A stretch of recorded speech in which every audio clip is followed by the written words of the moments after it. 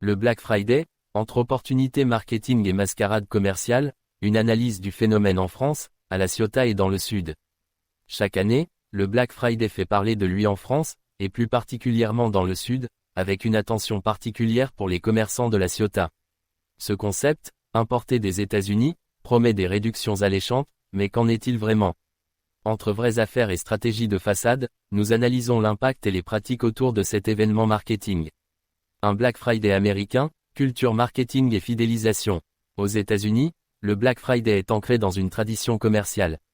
Il marque le début de la saison des achats de Noël, avec des promotions spectaculaires allant jusqu'à 90% sur une large gamme de produits.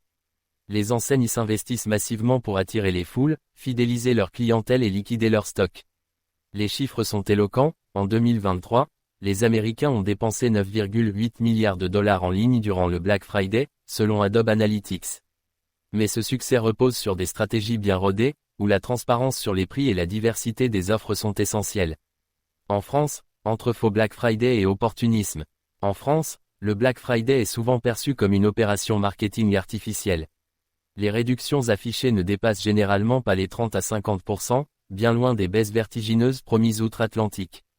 Pire encore, certaines enseignes gonflent les prix quelques semaines avant l'événement pour créer une illusion de promotion. Le nord de la France, avec ses grandes zones commerciales et son afflux de consommateurs transfrontaliers venus de Belgique, semble davantage jouer le jeu avec des réductions parfois intéressantes. En revanche, dans le sud et particulièrement à La Ciotat, le Black Friday se transforme souvent en un prétexte pour attirer du trafic en magasin sans réelle baisse de prix. La Ciotat, un Black Friday en trompe-l'œil. À La Ciotat, les commerçants locaux participent au Black Friday plus par effet de mode que par véritable conviction.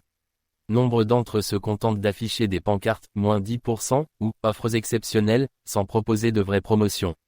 Cette approche pose question, s'agit-il d'une tentative maladroite de monter sur la vague du Black Friday ou d'une stratégie pour fidéliser une clientèle locale en manque de choix?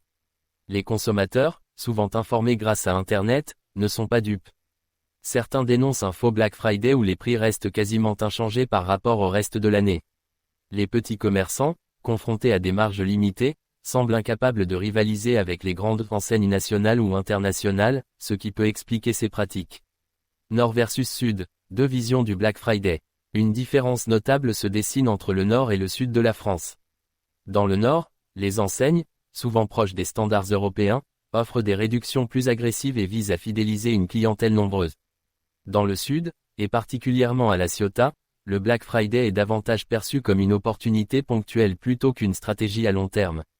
La culture marketing, bien développée dans le Nord, reste embryonnaire dans le Sud. Les commerçants du Sud peinent à s'aligner sur les attentes des consommateurs, préférant faire semblant d'adopter le concept du Black Friday. Une opportunité manquée pour La Ciotat. Le Black Friday pourrait être une occasion en or pour les commerçants de La Ciotat de se démarquer, d'attirer une clientèle régionale et de renforcer leur visibilité. Pourtant, faute de préparation et d'une réelle stratégie, l'événement se limite souvent à un simple affichage publicitaire.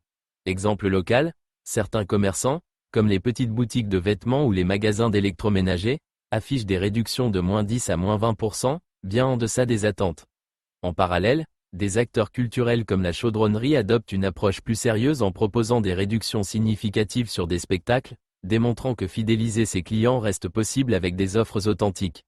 Conclusion, Black Friday en France, une illusion à repenser. Si le Black Friday reste une aubaine pour les consommateurs américains, il peine encore à trouver sa place en France, où l'opportunisme l'emporte souvent sur la fidélisation. À La Ciotat et dans le Sud, l'événement pourrait devenir un véritable levier pour dynamiser le commerce local, à condition que les commerçants adoptent une stratégie plus transparente et ambitieuse. En attendant, les consommateurs sont invités à rester vigilants et à comparer les prix pour déjouer les pièges d'un Black Friday parfois trop beau pour être vrai.